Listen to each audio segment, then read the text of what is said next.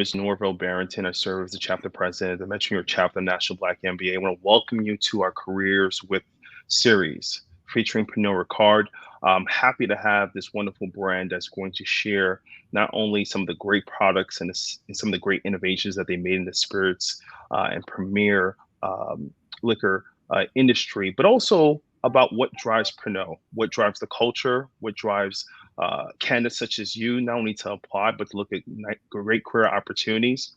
And we're going to find out more about what that looks like for you going forward. Before we get into today's presentation, I'm going to ask if you can use the chat feature for any questions. So please feel free to use the chat feature. I'll be looking at your comments in the back. Our team will be reviewing some of those questions here. We'll have those questions available for the team. In addition to that, I want to also let you know that Pernod will be part of our virtual career fair, which will be November 17th.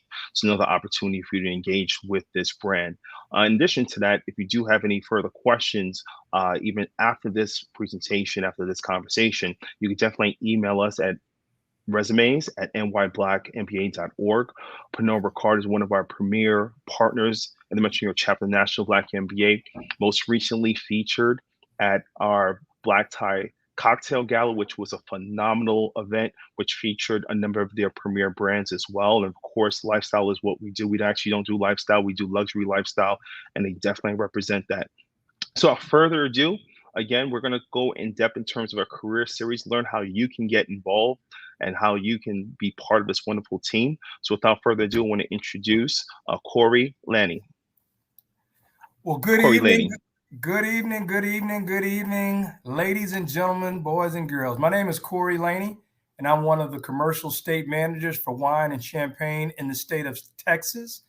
I've dedicated the last 23 years of my life to the alcohol beverage industry, and it has been truly an amazing journey, both professionally and personally. It is my pleasure to kick off our presentation and speak to you all about who we are as Pernod Ricard, and while hopefully inspiring each and every one of you on this call to become a part of our timeless story. During the presentation, as Norville has mentioned, if you have any questions, please drop them in the chat and we'll respond during our time together this evening. Now, let's get into it. Who we are as Pernod Ricard. So Pernod Ricard is a global premium spirits and wine company. We're the team behind the leading brands such as Absolute Vodka, Jameson Irish Whiskey, Malibu, Kahlua, Beefeater, Avion Tequila, as well as a host of many superior wines and exquisite champagnes that you see featured at the bottom of the screen here. Now, I'll tell you, working at Pernod Ricard is all about igniting conviviality in all that we do. Derived from the French word conviviality, it truly means human connection, authenticity, and friendly. Here at Pernod Ricard, we have a passion for living life to the fullest, making a friend every day, and realizing our potential as people and as a business. I believe fulfillment is a right and not a privilege. We are all entitled to wake up in the morning feeling inspired to go to work, feel safe, and when we're there and return home fulfilled at the end of the day. Achieving that fulfillment starts with understanding exactly why we do what we do. So sit back, relax, and watch a short video which will give you further insight into our why. Let's roll.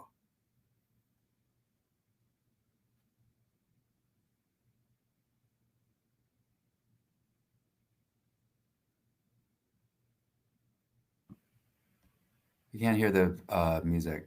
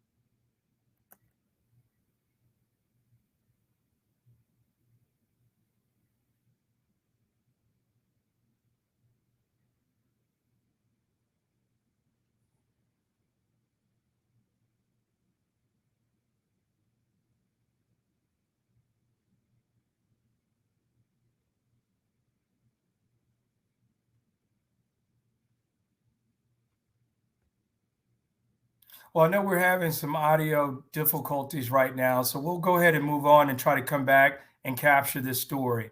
But there's several perks to working at Pernod Ricard, many in which are not alcohol related. For instance, having a sense of belonging. Just as we help to create moments that matter for our customers, we lead by an example every single day, bringing our whole self to work and building bonds that celebrate the human spirit, diversity, and fostering deep connections. Our CEO, Ann, also gives us the power or empowers us to soar. We set high expectations to seek and get the most out of life. This is a company that is committed to caring about people. We are deeply committed to the long-term sustainability of our people, our industry, our planet. We all have a responsibility here. And last but not least, being inspired to dream. We treasure new experiences and we're proud to develop as people, not job titles, from rich immersive learning programs in Paris to exciting high-profile events. We blend a love for exploration into all that we do. Let's play another short video, which will highlight our brands that have a long-standing history in bringing people together and fueling our growth. Let's roll it.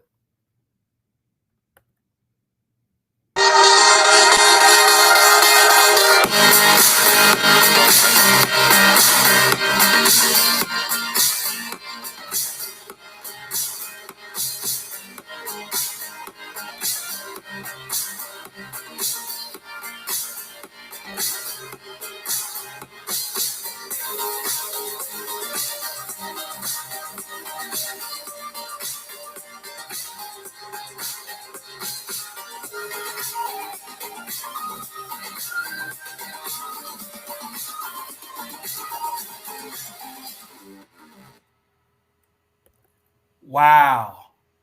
I could use one of those delicious cocktails in the video right now.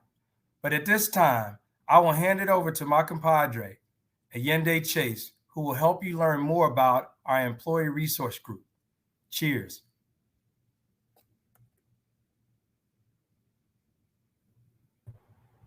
Skull, thank you for that, Corey.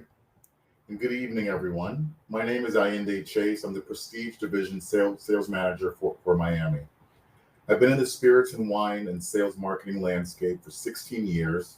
And I started off by managing sampling promotions and product launch tastings and events for Absolut back in 2006. I learned about this business from a marketing lens over the course of 9 years and then began work with our wholesaler dedicated to Pernod Ricard for 4 years. Then I became a market manager for South Florida, managing Pernod Ricard's business. And I now serve as the Prestige sales manager. Prestige is our division that caters to the iconic properties and our most important partnerships globally. And that's where I serve as the face of the brands and the business with some of the most important Miami partnerships. I say all that to say this. I started from the bottom or the sampler tray, and now I'm here. Regarding Pernod Ricard's employee resource groups, it's given me the pleasure to be here and to speak to you today. Pernod Ricard has leaned in a very heavy and also in a very big way to show that diversity and inclusion with its team members across North America's organization is a key pillar and a key tenet to our growth. One of the ways is through the various employee resource groups as serving as a way to be a safe space for professional insight, aligned to leadership over concerns and topics, along with being an avenue for allies to also support. We have the Paramigos group dedicated to Latin heritage descent, Pernod Noir for African Americans and Caribbean diaspora folks, Mosaic for Asian and Pacific Islanders, Prism for LGBTQIA+ identifiers, the Women's ERG, and for our veterans heroes. Internally, these groups and their members educate and celebrate each other not only within the ERG, but also throughout the organization during dedicated periods of Heritage Months and creating moments of connection. The various ERGs have held a myriad of events, from virtual happy hours that toast to empowerment and speaking up and how to speak and elevate your position. Many of our groups have also had celebrity or industry leaders talk about their experiences and how their pillars can also align with ours for driving the business forward, and also establishing your personal brand to drive you forward within the business world. They champion and sponsor individual development of members professionally and personally within the organization. Some of the recent wins that we've identified have been working with our partners to establish mentoring programs and co-creating learning and well-being initiatives. Recruitment is also a key driver of the ERGs here at Pernod Ricard, not just within the group, but also within the broader scope of the organization. Lastly, community engagement like this one is also part of our ERG pillars, whether they tie into recruitment or aim to support through volunteering and partnering with community-based organizations near and dear to our hearts. But one of the reasons why I joined Pernod Ricard is I felt like joining Noir was like joining a group within a church, and to really feel immersed in finding my home, almost like a fraternity. Some of the recent events, like the National Black MBA Happy Hour and the recent gala last week, was an opportunity to mix and mingle with people from the organization, discover some of our brands in a non-formal way. The career fair was an opportunity to share what current roles we have, and even if something isn't a fit for right now, it's a great opportunity for us to get connected. Now that I've spoken a bit about our employee resource groups, I want to hand it over to someone from our HR partners to give you a little bit more insight into how this great spirits and wine global powerhouse is organized in a way that can show you where you can find a home.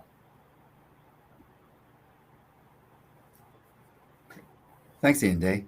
Hi, everyone. My name is Jonathan Saw. I'm the Vice President of Diversity, Equity, and Inclusion for Pernod Ricard North America.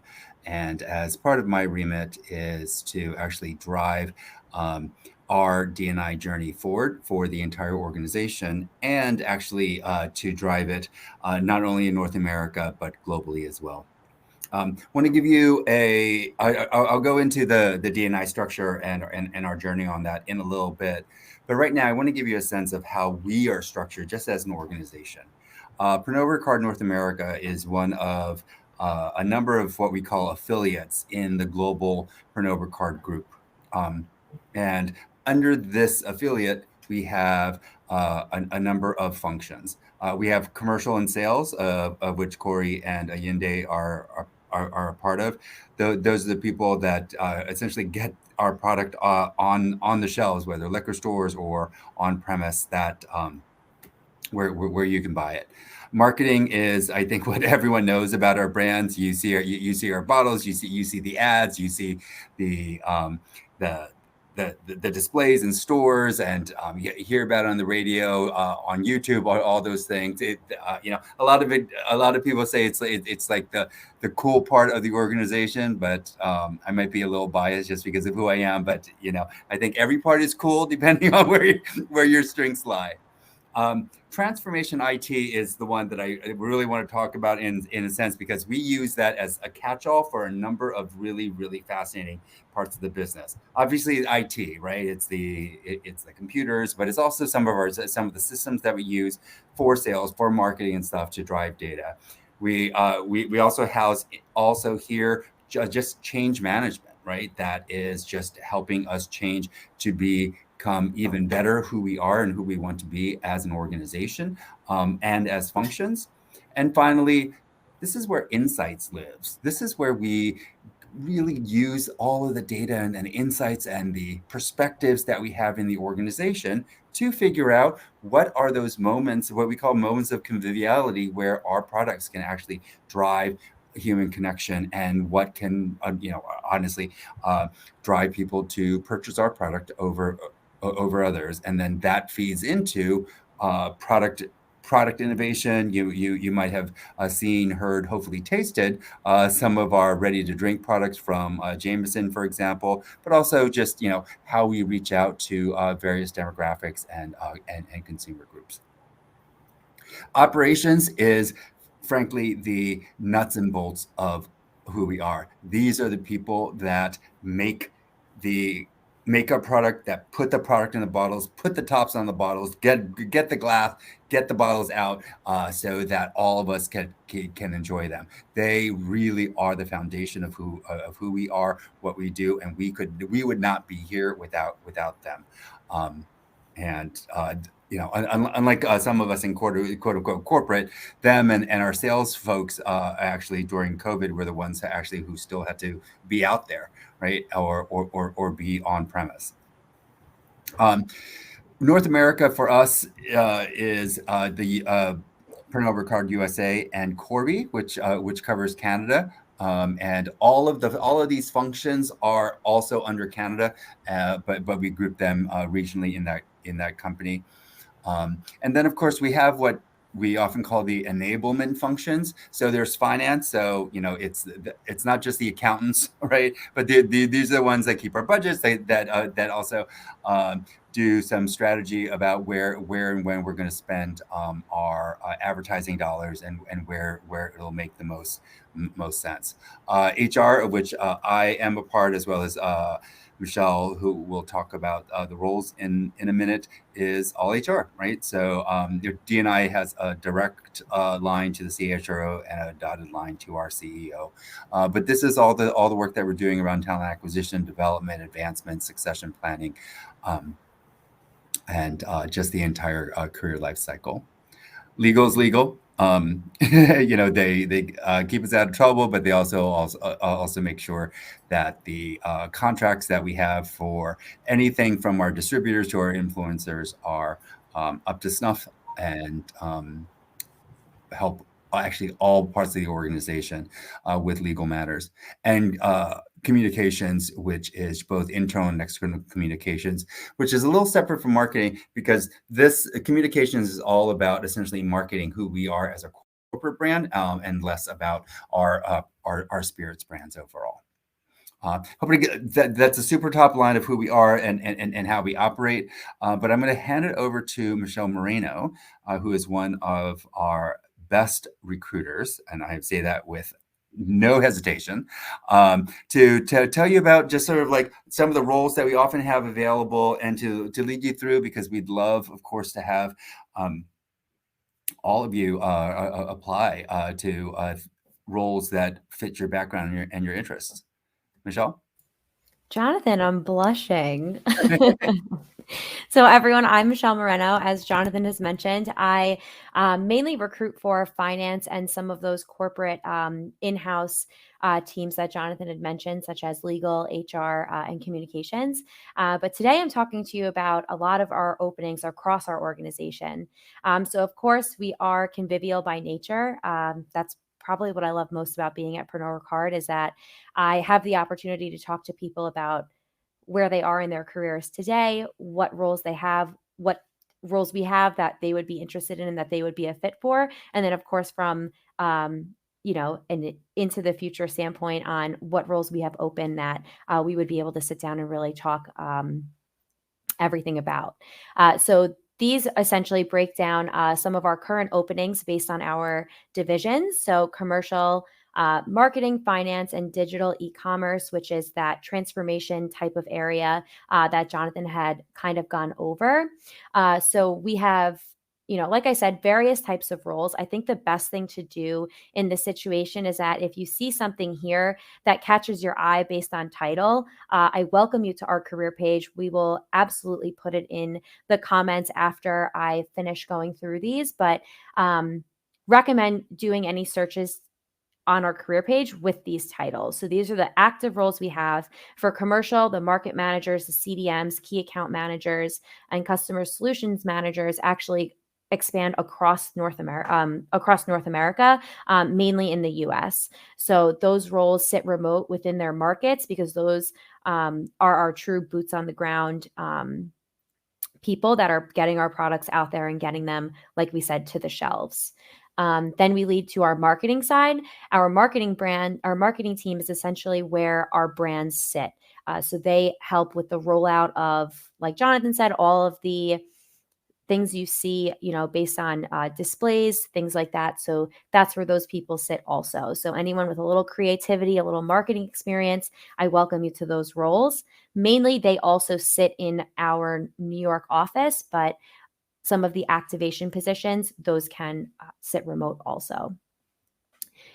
Then we have finance. So finance is broken down in a plethora of ways, as Jonathan had already mentioned. So we have commercial, which supports our commercial sales team. So they're working on crunching numbers on pricing and data in that capacity to make sure that our go-to-market strategy makes sense, making sure that we're at the price points that our customers want to buy. Brand supports our brands and our brand codes in the marketing capacity. So any of the budgets they have for rollouts and activations would sit there. Supply chain, of course, is part of our operations side. So that would be a lot that has to do with the bottling and the technicians and what's in our warehouses, things of that nature. And then, of course, reporting, project, and audit, those are on the in-house side, making sure that all of our ducks in a row come year end and that we've been following through, as we need to.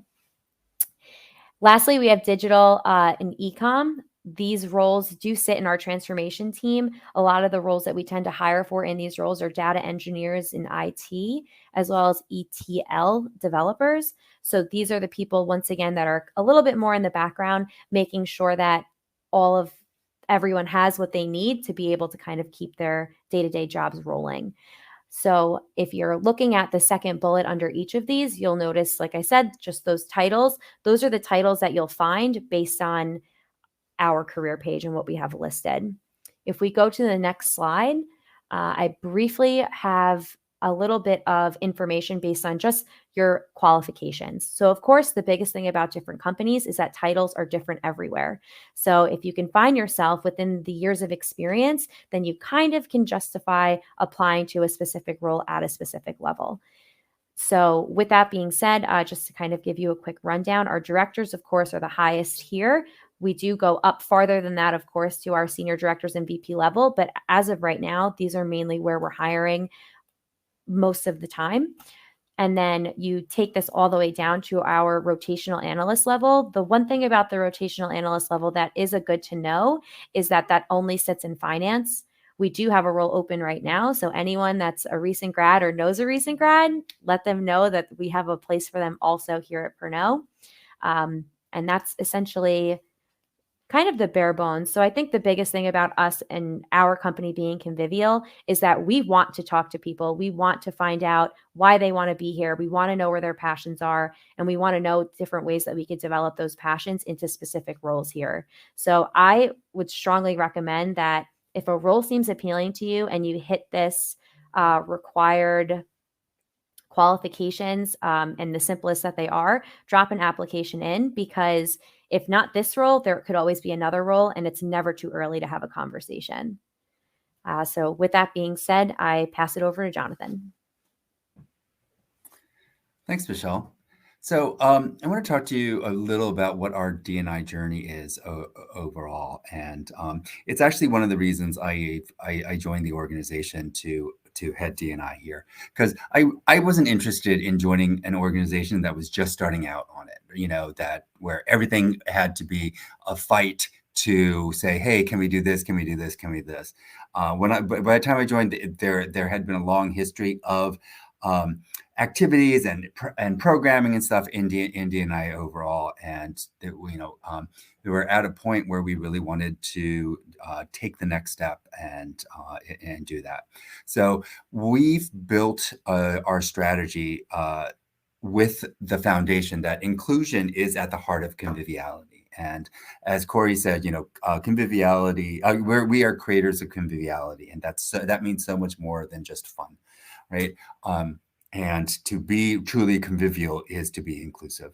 So we have 3 prongs on that strategy. First and foremost is creating equitable talent systems, because at the end of the day, we want people to be hired, developed, advanced and promoted at Pernod Ricard only due to their effort and their talent and nothing else, right? And we're not perfect, right? But every step we're taking is to actually take out bias, unconscious bias in our systems, so that we can get the representation we want at every level across every function.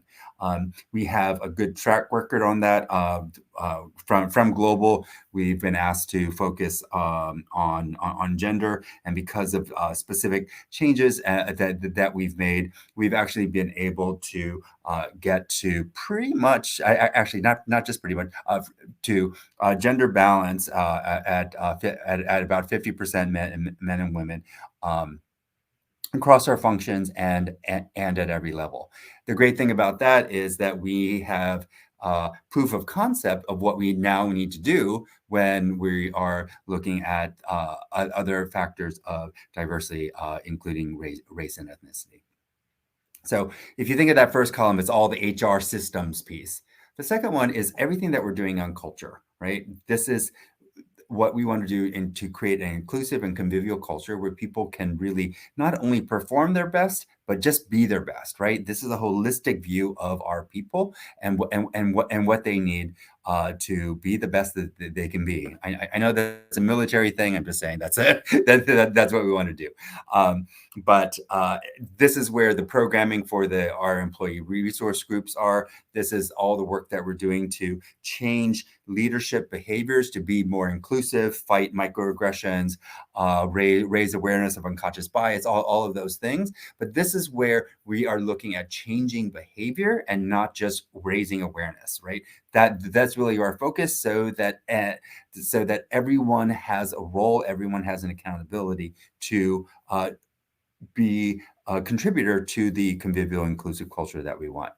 In addition, this is where things lay in terms of our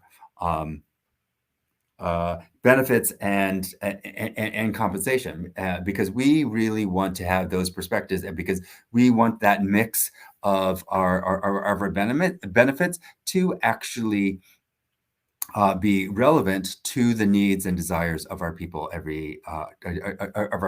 today and tomorrow.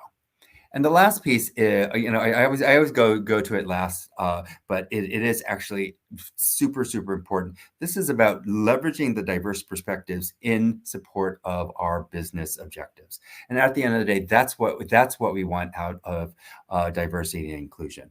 We're not looking at an endpoint of having a diverse workforce. What we want is those amazing ideas, that the innovations that allow us to be the best wine and spirits company by being inclusive. That conviviality and inclusion is our secret sauce, and that's what's going to allow us to win. And so that's what we're driving for from a diversity perspective. We will get that by creating a diverse workforce, but that the diverse workforce itself is not where it's at. It's about getting those ideas, and that's what I want to leave you with. That's how we're really embedding these across the organization. So the things that you'll be hearing, about the work that we do, about some of the brands that we do, it all comes increasingly from an inclusion mindset, and it's not something that I drive or that HR drives, except for the HR stuff, right? But it comes organically from the business. So we're very, very excited about doing that. So I want to give you a sense of what it's like to work here.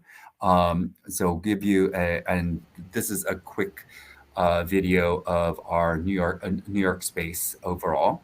And then we're going to go back after this to give you a sense of how this all fits in with the why of Pernod Ricard. Go ahead and play it.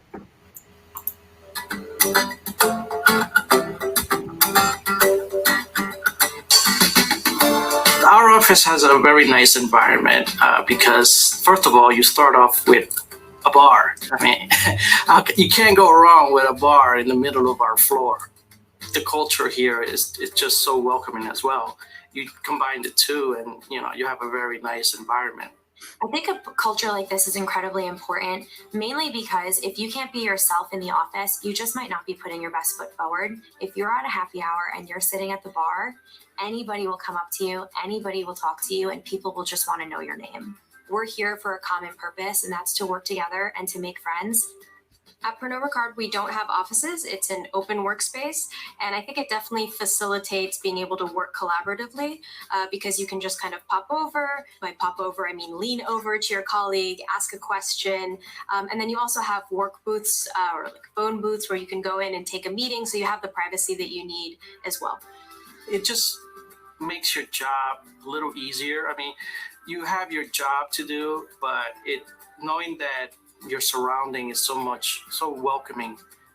That's one less thing you really have to worry about, or you know that once you do your role, you can relax and know that everyone around you is supportive of you and your job.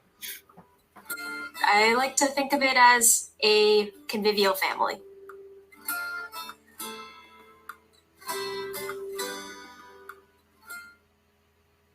Great, thank you. And Delisa, if you don't mind, let's go back to the timeless story. And this is one of the videos that I love about it because it really shows that we really are more than just. It's the one before this, yeah. We're more than a spirits company. Our why is about unlocking the magic of human connection. Go ahead. At Pernod Ricard, we know that the work we do matters, but why we do it matters just as much. From the beginning, we have grown through the power of our people, working together towards a common goal, a common vision, a common purpose. The idea is simple. When people connect, possibilities emerge and magic happens. It's true for us, and it's true for our consumers, our customers, and our partners. And it starts with our foundation. Paul Ricard's philosophy of making a new friend every day is at the core of everything we do. To succeed, we must continue to harness our heritage, our fighting spirit, and our desire to push the human story forward. And it takes all of us doing it together. So let's get to work. Our formula is who we are. We are more than a spirits and wine company. We are creators of conviviality. With an eclectic portfolio evolved over generations, we build bonds that celebrate the human spirit. We are the only company that leverages the art and science of conviviality, blending the authentic magic of sharing and creating with the ingredients and processes that make it happen. Conviviality is the fuel that breaks down silos and allows ideas to flourish. And we use those ideas to enable our bold connectors to dream bigger and reimagine possibilities for all. The future is up to us. We believe shared prosperity is true prosperity and exists to unlock the magic of human connection, to supercharge our business, to create more brand lovers, to carve out our place in the world and claim our share of the future, responsibly, together. It starts with all of us, and it starts right now. Let's make this timeless story our story.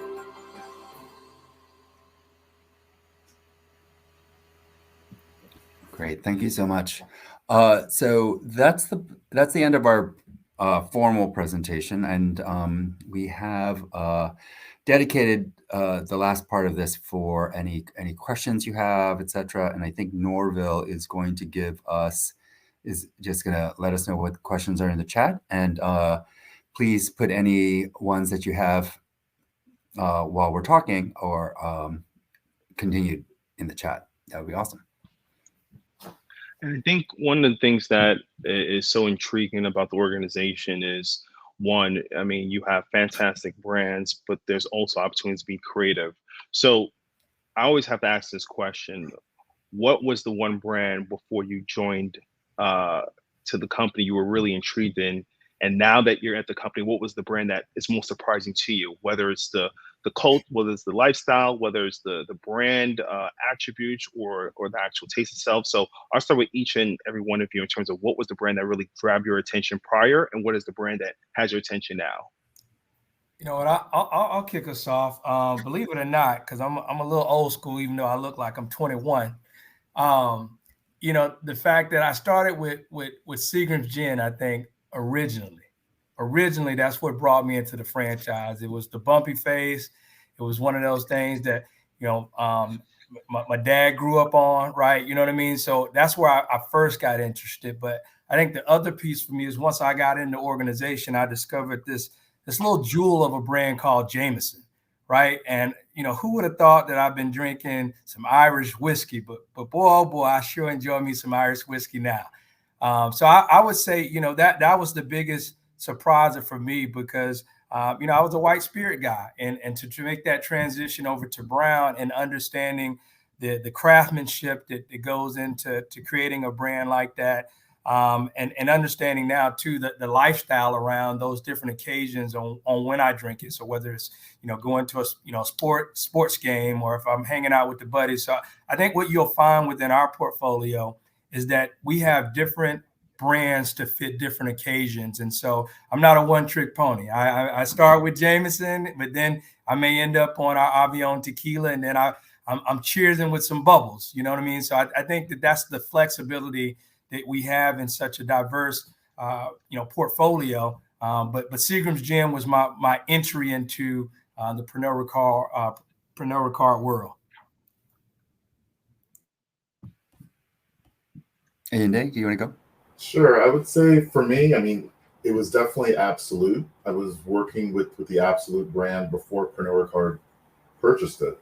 So before Pernod Ricard had it, another company had it, and that would be the brand that I would say is near and dear to my heart. It's put a roof over my head for many years. Outside of that, I would say I'm definitely a grapes fan. So whether it's Martell Cognac or if it's GH Mumm Champagne, I tend to skew more towards the products made with grapes. Go ahead, Michelle. Yeah, so I actually was always a Jameson drinker all throughout. I love Jameson and lime. I love everything about the brand. And then moving forward, once I got into Pernod Ricard, I actually really fell in love with the brand that's Jefferson's whiskey. It was one of the first brands I ever recruited on. So I was like, oh, what is this? Didn't really know too much about it. And then I actually was able to sit with the founder of the brand, and I just thought like his story and how it came from him and his father, and then all the innovations that they've put into the brand with whiskey being aged at sea. I just thought that was really incredible and so different and outside of the normal remit that you would see. And then of course the taste, right? Gotta love that too. So I'm glad we got that out because that's something that I always find that's very intriguing. Whenever you work for a company, you want to be part of not only the innovation of the product, but you also want to be the consumer as well. So let's talk about some of the things that really go into the innovations, the wins or losses. It's a question here I think that's very intriguing. I really want opportunity here, and Nora asked this question. You know, can you share some of the wins, losses, innovations across the teams, and really helps to help the organization be greater in terms of looping in efficiencies and being great between brands and companies. And a lot of what she's mentioning here is collaboration, the culture of collaboration. Can you tell us, and I'll start with you, Corey, can you tell us about that culture of collaboration, what you've seen in the process of you being in there? Absolutely. I think in the spirit of collaboration, that's what's brought success to me. It's reaching across the aisle and working with the insights team. It's working with the finance team to make sure that, you know, what we're doing or proposing makes sound decisions, right? You know what I mean?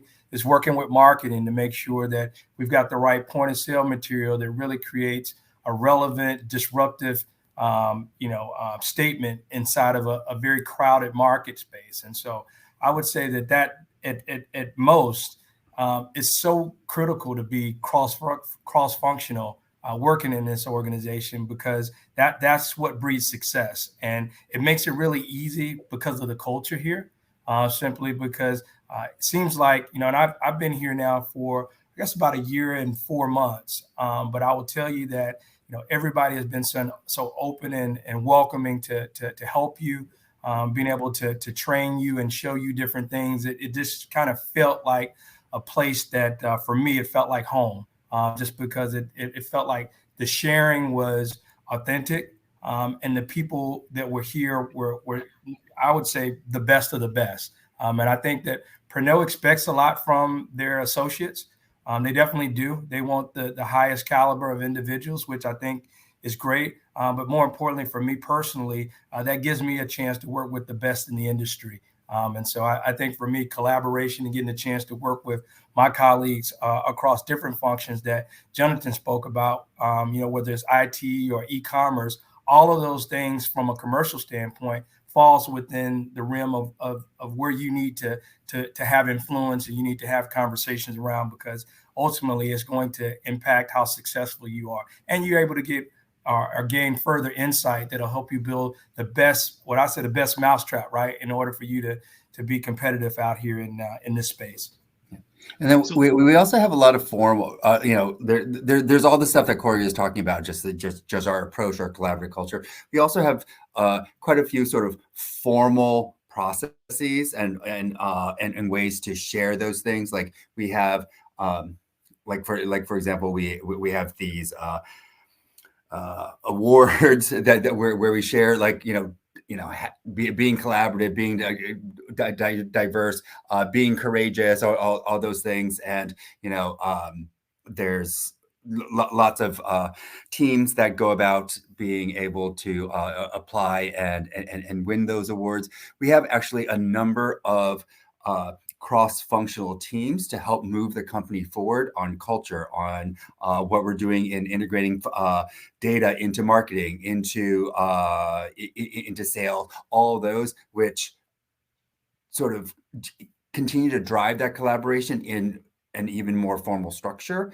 And we also have the connection at the what we call the ELT level, which is our vice presidents and the people who connect up to our executive committee. And we actually get together relatively often to share those successes, share problems, challenges, et cetera, to sort of address and find solutions at that level, and then also continue to push those down throughout the organization.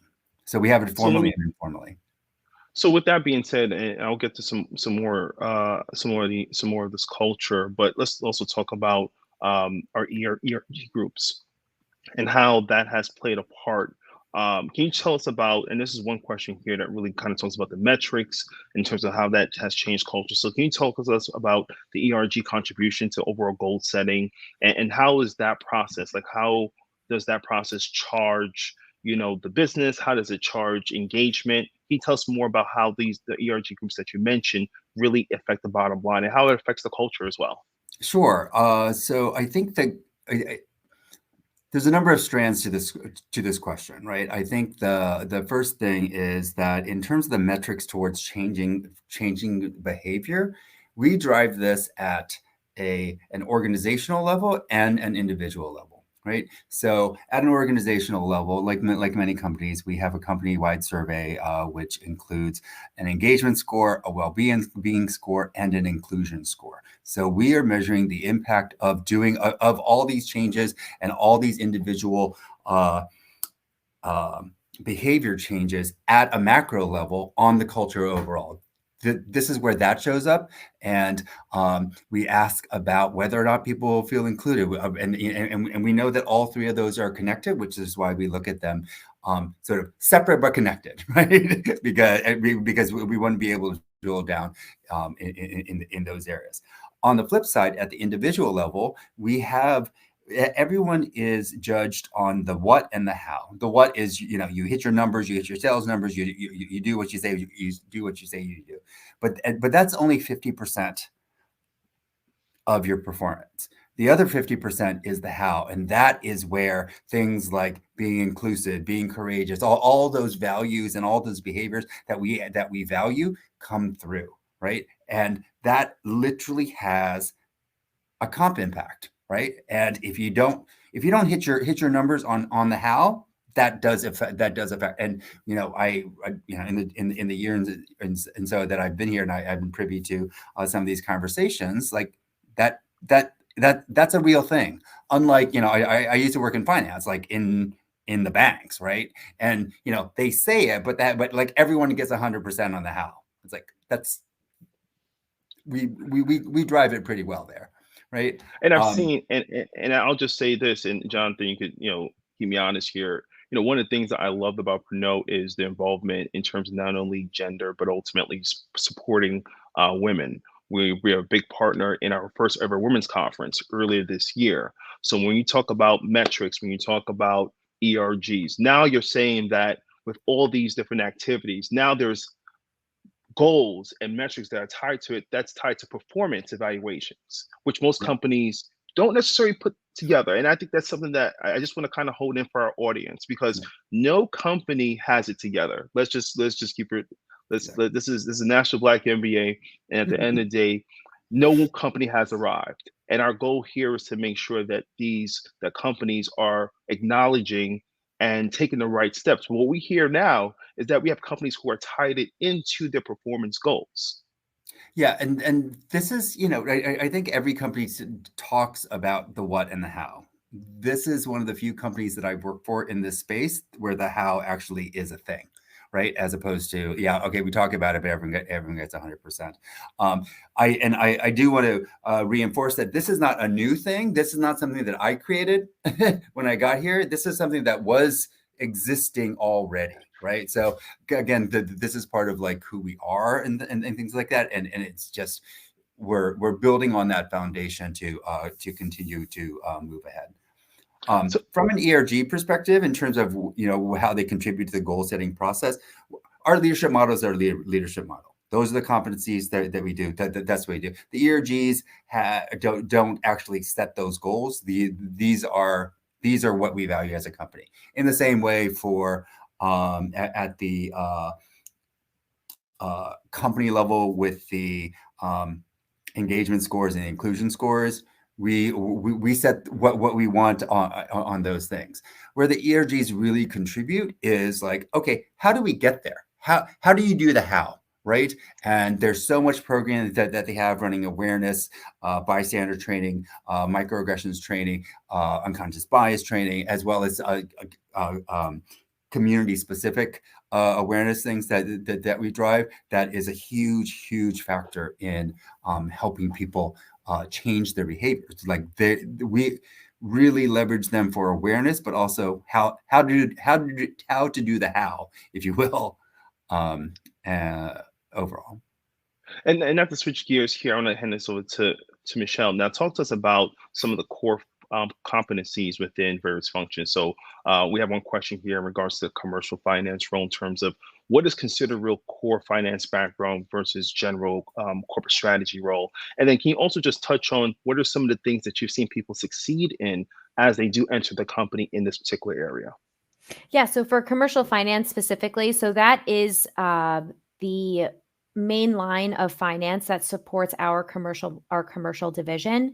So in regards to what type of background they need, I would recommend someone that has a bit of pricing experience, a bit of experience in working cross-functionally with the commercial sales team, or cross-functionally, like with any related team. Also, some important experience would be that type of data management. So someone that is comfortable with Nielsen data or IRI. Those two profiles are truly important for this specific division of finance. Like I said, mainly because that's truly where our sales division sits. So really being the drivers from a pricing perspective and an analysis perspective, showing which markets have more sales and why. Maybe there's a tailor to a price or a tailor to how much inventory or something like that in that area that this finance person would have to look into from, a large data set perspective. And as a former CPG guy, I totally get it. We have a number of our members who are from core CPG companies, academy companies, we call it. And we also have a number of individuals that are core finance as well. So I think that insight is very, very important for those of you who are here. Please, I would highly recommend applying. So we know a number of you have this experience and are looking to continue to grow your career. So please, we'll have the link available for you. And we'll also make sure that you get access to their job page where you can go ahead and apply for some of these incredible roles. One person asked, where's your location in Manhattan? It's actually Midtown Manhattan, right by Grand Central, which is on 47th, 46th Street and Park Avenue. Right there by Grand Central Station. I'm also going to ask a couple questions here as it relates to some of the experience that was mentioned before. So some of the people who are coming out of MBA schools, who are currently MBA candidates, what are some recommendations that you would have when applying, whether a person is looking for an internship or is coming out of a B school? Or and now also throw this in, or it's not a traditional MBA candidate. What are some of the things that they should be looking at? So in regards to putting an application in? Yes. Yes. Okay. Correct. So if you're looking to put an application in for a specific role, one thing I would definitely look at is the qualifications. So if you don't have an MBA, all of our roles don't require MBAs. MBAs are highly preferred for our director, senior manager, and above positions, but they're not required. So you don't have to worry about it from that aspect. One thing that I would look at is when it comes to your resume, it's always nice to have like a really buttoned up resume, have, making sure that all your dates are coinciding correctly, that they're kind of following a path. And then I think the biggest part, I don't really think it's necessarily your resume. I think it's what you bring to the table and why you want to be here. I think that's what's really most important. Resumes are a couple letters on a page, but who you are as a person and why you want to be here is something that's going to pull you further. So if you're a fit for the role, if you have the experience and you're comfortable talking to it, having that confidence and bringing it to your phone interview or bringing it to your round one interview is always what's going to take you farther. And Mr. Chase, let me just throw this to you. We are now coming out of the pandemic per se, and there's been a lot of changes at a number of different companies. What have you been impressed about with working at Pernod, and how has that translated to remote and or hybrid roles that you've seen as you manage your brands? Conviviality is a very important aspect of the culture. So obviously with COVID and during the lockdown, a lot of our activities were done virtually. There was a really strong cadence to maintain that connectivity. Even during COVID, we had a camera on policy just so we can check in on people, make sure everybody was doing okay. A lot of folks, they didn't have a lot of interaction with other people. And that was a step that the company made to ensure there was some connectivity. And at least from like a visual standpoint, we can check in on each other by seeing how the situation was by the camera.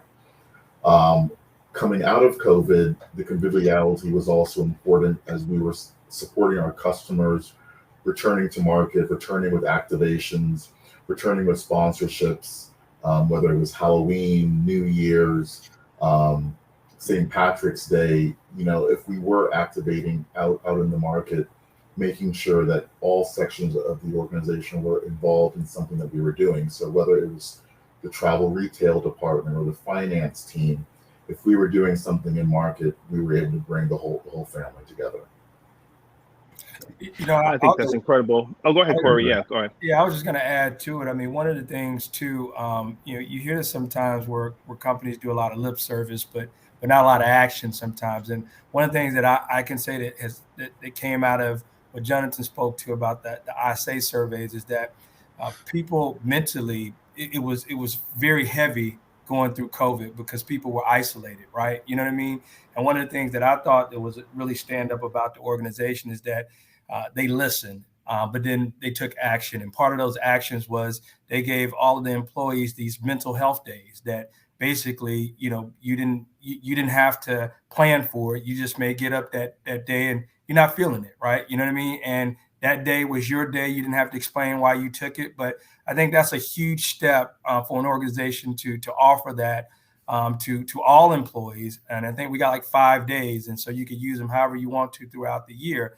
But I think that's an incredible testament to the organization for listening, but then also understanding the climate and what people were going through, because people were hurting and people were isolated. And again, we're a company that's built on conviviality and people getting together and showing that human connection. And so when you're not able to do that, and that's at the core who we are, what I'm saying is that was a gift back to the associates, saying that we hear you, we feel you, and that, you know what, you're not going unheard. And so I'd be remiss if I didn't say that, because I don't know a lot of organizations that really, get beyond lip service. But, that was something that was near and dear to my heart, because it was something that, again, it was expressed through a survey, but the actions taken, were taken pretty quickly, and it didn't take a year or so to make that happen.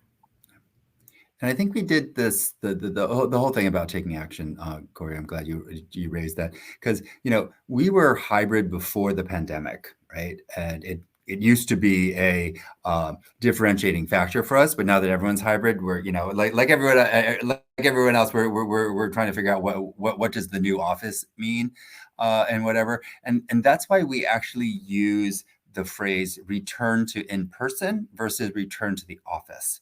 And that sort of shows the primacy of conviviality and connection. And as people are rethinking what an office is for, we're like, okay, we're not trying necessarily to drive people back to the office. We want people to, like Ayinde and Corey, like they don't necessarily need to come to New York all the time, right? They need to be out in the field, but they need to be out with their folks. It's HR, some of us need to be in the office, but we really drive that hybrid nature and how teams work down to the team level, because we know that all teams have to work differently and have to work in a way that fits them, and we allow for that flexibility overall. Although I do have to say that if you are a person that never wants to meet any of your coworkers and never go in, or that this is not the company for you, that you've got to have, even like, honestly, even the introverts I know here are like, hey, can I see you? Right? It's that kind of company. It's a kind of that draws people that, like, sometime over the year we'd like to see you, and we'd like to see each other. Or even to echo what Jonathan was saying on that, if you come to the offices, like there's no offices, like it's an open concept. So I could be sitting right next to our CEO or our CFO. It's not one of those things where you go in there and everybody's cubed up, but it's really an open floor format, which I think is pretty cool, because it definitely invites you to have conversation. It invites you to be able to collaborate. And you spoke about that earlier about cross-functional. Well, it makes it a lot easier to do that when you're not isolated as a lot of other organizations are. And so you not only see that in the New York office, but you're starting to see that transition to some of our satellite offices as well. It's really going to that new ways of working, which I think is pretty productive and constructive in terms of how we're moving as an organization. I think today what we've learned a little bit more, and as we continue to grow our partnership, what we've heard is the importance of connectivity, importance of collaboration, importance of brand oneself, but ultimately being practical as well. So for those of you who are very interested in opportunities, who didn't necessarily think about Pernod before this presentation, but now have some thoughts, I would highly recommend you apply. We'll make sure that you do have links available, and also a list of open positions as well. This has been a wonderful conversation. Pernod has been a great partner for the National Black MBA Metro New York chapter, starting with our women's conference in July, having a networking event ultimately to open up the doors of Pernod. If you haven't been to their headquarters, it's a wonderful, wonderful, not only venue, but definitely a very supportive and festive atmosphere as well. We just had our Black tie event where they were one of our partners and bringing in life and joy to this event. And I would say the excitement of the Pernod representation and them getting together definitely let me know that if I'm going to be part of Pernod, this is what I'm going to expect in terms of the teams getting together. So, which was a wonderful experience. So, again, for those of you who are interested in this company, please, we definitely recommend you apply. And Jonathan, I'll give you the last word here. What should people expect from Pernod from a lifestyle perspective going forward? And ultimately, why should they join Pernod? Why should they apply for Pernod? So I think, and we've said a number of times, if you are a convivial person that like wants to work and be with other people like that and work in an organization that is transforming from a great organization to an even greater organization, this is the place for you. We are doing so many fun and exciting things in every part of the business, and it's huge, right? We're not stagnating. You're never going to be bored here, so that's critical. One thing, and I know we probably didn't get to all the questions, is definitely as a first step, go to our career site and put your information in there. I think there's probably a note about where did you hear about us. Please put National Black MBA so that we can keep track of that. And I don't know how many of you guys may have had specific questions about like roles and applying and stuff like that, but take that first step to go on the career site and put yourself in. And then, we have a very robust process of reviewing resumes and getting back to people. Like Michelle said, we like to keep an eye on interesting profiles, right? And listen, I'm absolutely not saying, hey, apply and you'll get the job. That's just not how these things work. But I think we actually are a lot more expansive about like, hey, you know what? This is an interesting profile. This is not the right job for them, but there might be a couple things. Let's keep them warm. Let's figure out how to do that. So take that first step, and then we can go from there. Awesome. Well, we thank you and the entire team on behalf of our chapter, our executive board, our advisory board, everyone from our association. We want to thank you so much for joining today's Careers with series featuring Pernod Ricard USA. Please, again, once you receive some information from us via email, please feel free to apply. We want you to stay engaged. If you do have any questions, we'll be able to give you the right points of contact for you to engage with this awesome team. And we definitely welcome you to join Pernod at the next virtual career fair, which will be November the 17th as well. So my name is Norval Barrington. I serve as a chapter president of the Metro New York chapter of National Black MBA. Have a wonderful evening, and thank you so much for joining our series today. Thanks, you guys. Have a great night.